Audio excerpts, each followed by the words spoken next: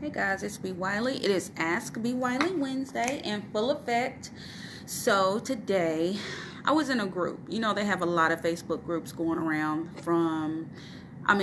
there's a group that's about sobriety and how not to drink and how to quit drinking. There's groups about traveling. There's groups about sisterhood. There's groups about weightlifting. And I'm in a group. And it's basically where women go in there, and it's like a sisterhood, and we're in there talking about dating, love, and relationships. And there was a young lady in there who asked the question, basically a synopsis of what she said. She wanted to know what she should do. I don't know. I feel like I'm sitting up there. I'm going to move myself up a little bit more. She was basically like, what should I do if I started dating a guy 6 months ago? And from the gate, he was going days on end without communicating with me. He would disappear. And then when we are together, it's good. However, there is no depth to the relationship. She said they do have sex, but then in that moment, then he just disappears. So when he's present, he's there in the moment.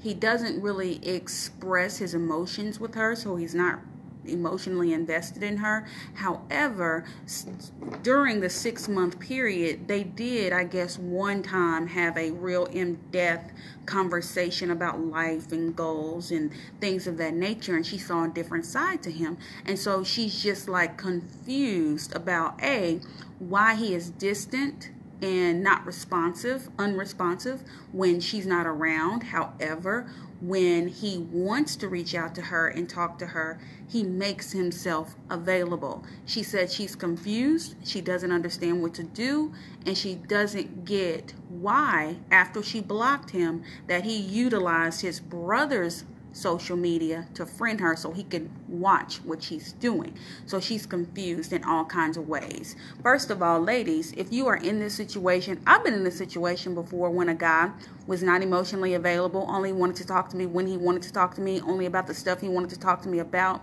You have men that blatantly ignore.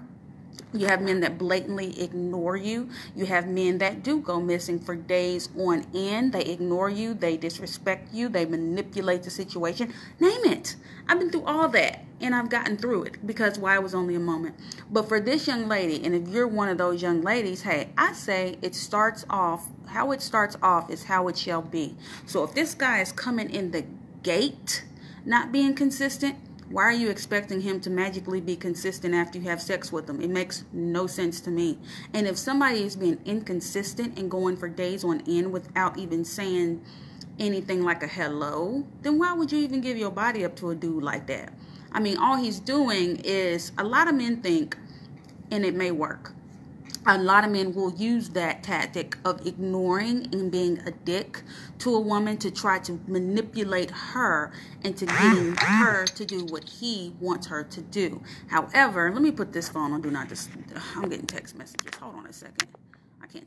All right, sorry, I had to put my phone on do not disturb because text messages are not, they just keep pouring in, and they've been doing so all morning.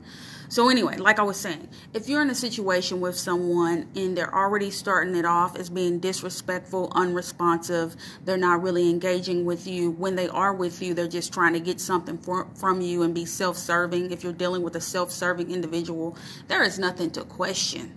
Just get out of it. Why are you sticking around if a dude is not giving up freely what you want? If you got to force him, if you got to literally bring some pliers out to pull a tooth just to get him to pick up the phone and say hi, if you have to wonder what you're doing, if you're together, if you're dating, if he's dating other people, if he's just using you for sex, if you have any kind of question marks swirling over your head and he's not going out of his way to give you clarity, then he's 9 times out of 10 ain't the dude for you. I say, for those of you who believe in God, I believe in God. God is clear, concise, and to the point when he tells you how to be a Christian and what to do and what not to do. However, when it's something of the enemy and it's something that is not sent from God, I think it will totally confuse you.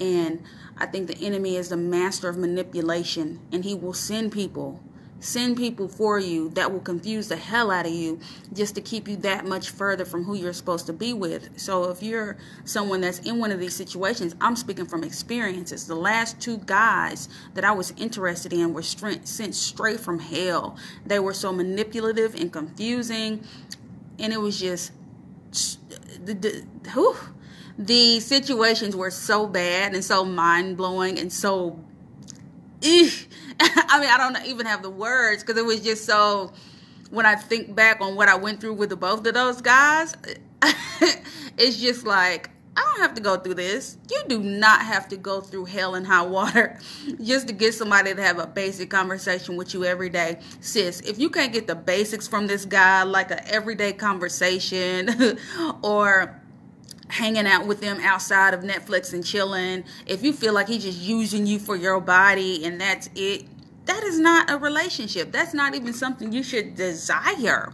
And the moment you feel like your energy is being taken and frustrated and confused and you're not getting any answers from him because he's putting up this gate and he's full of resistance, walk away from that shit. You don't have to deal with that. And the thing is, us women, I don't know why we think we can't just walk off from a dude. Why do we need the dude to tell us, no, I don't want you, when his actions are showing us he don't want us? So if you're in a situation, and I'll end it here, sisters, listen to me. If you're in a situation where a dude is not freely engaging with you, being emotionally available to you, wanting to spend time with you, wanting you to be around just maybe walk in the park, simple shit, 9 times out of 10, he's not that guy for you. And that is okay. It doesn't make him a bad guy. It just makes him not the right guy. So let me know what you guys think. What you think about that? Fellas, what do you think about women who are out here selling themselves short for dog-ass men? Let me know. I'm B. Wiley. Follow me. I am B. Wiley on YouTube, Facebook, Twitter, and Instagram. B. Wiley. All right, guys. I'll talk to you later.